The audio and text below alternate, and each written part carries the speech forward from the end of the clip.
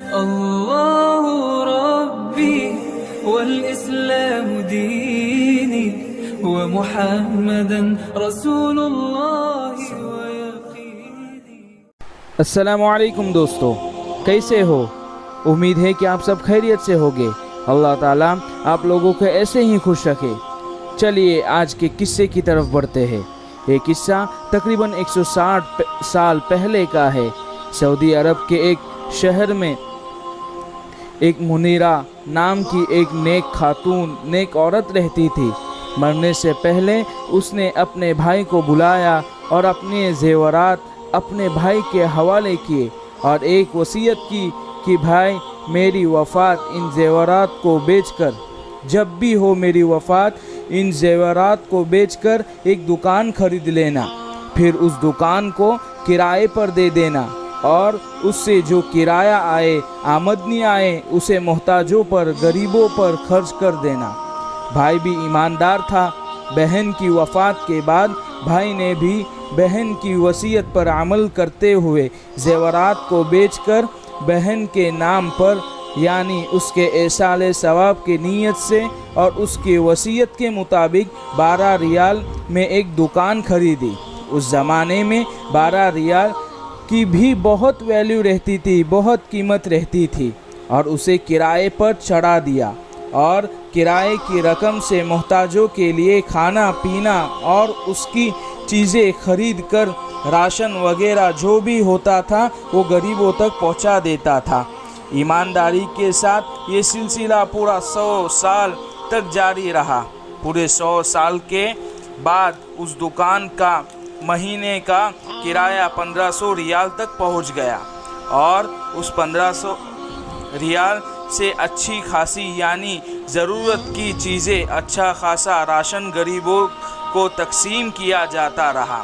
پھر ایک دن ایسا آیا کہ سعودی حکومت نے اس شہر کی جامع مسجد کو بڑا کرنے کا فیصلہ کیا، تو یہ دکان اس کے بیچ میں آ رہی تھی۔ چنانچہ سعودی حکومت نے اس دکان کو 5 لاکھ ریال میں خریدا۔ اس دکان کی دیکھ بھال کرنے والے امانت دار شخص نے اتنی بڑی رقم 5 لاکھ ریال سے ایک دوسری جگہ پر بلڈنگ بنائی جس میں 4 بڑی دکانیں اور 3 فلیٹس بھی تھے۔ ان دکانوں کو اور ان فلیٹ کا کرایہ اب بھی اور آج بھی لاکھوں ریالوں میں آتا ہے، اور آج بھی وہ کرایہ اس بلڈنگ کا کرایہ اللہ کی راہ میں غریبوں میں مسکینوں میں محتاجوں میں خرچ کیا جاتا ہے۔ 150 سال پہلے اس نیک عورت نے صرف 12 ریال اللہ کی راہ میں صدقہ کیا تھا، صدقے جاریہ کے طور پہ پیش کیا تھا۔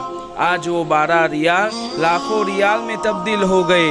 سوچئے اس مرحومہ کو یعنی اس عورت کو کتنا ثواب ملتا ہوگا، وہ تو اللہ تعالیٰ کو ہی معلوم۔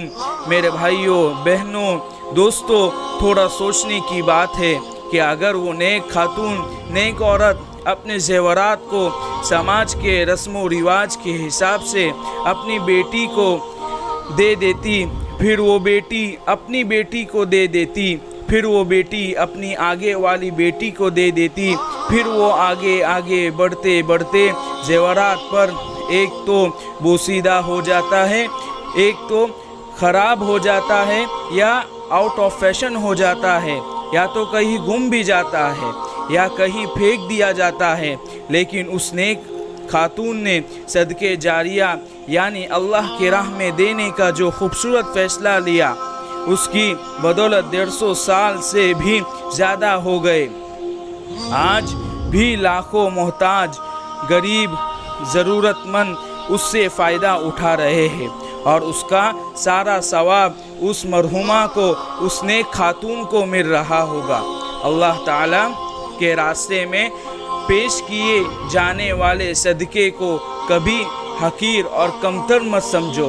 اللہ تبارک تعالیٰ صدقے اور خیرات میں برکت ڈالتا رہتا ہے، اسے بڑھاتا رہتا ہے، اور اس کی بدولت ہمارے زندگی سے مصیبتوں کو بلاؤں کو نکالتا رہتا ہے۔ اسی لیے میرے بھائیوں، جب تک زندگی ہے اللہ کی راہ میں خرچ کرتے رہو، محتاجوں کو غریبوں کو دیتے رہو، یہی ہے جو ہمارے کام آنے والا ہے۔ دنیا میں تو دیکھو نہ جو کھا لیا وہ ہمارا، جو پہن لیا وہ ہمارا، جو اللہ کی راہ میں دے دیا وہ ہمارا، باقی کس کا ہے؟ ہر آدمی جو دنیا میں آنے والا ہے اپنے مقدر کا، نصیب کا، اپنے قسمت کا لے کر آتا ہے۔ بہت سب کی فکر کرنے کی ضرورت نہیں ہے، ہم اپنی فکر کریں۔ قبر میں ہم اکیلے رہنے والے ہیں، وہاں پر کوئی بیٹا کوئی بیٹی بہو نہیں آنے والی ہے، ہم اکیلے رہیں گے۔ اس لیے جتنا ہو سکے ہم اللہ کے راہ میں خرچ کرتے رہے۔ اکٹھا اسی کے پاس ہوتا ہے جو بانٹنا جانتا ہے۔ اللہ تبارک تعالی ہمیں سخی بنائے، دلدار بنائے، کنجوسی سے ہماری حفاظت فرمائے، اور اللہ تعالیٰ کی راہ میں خرچ کرنے والا بنائے اور غریبوں کی مدد کرنے والا بنائے۔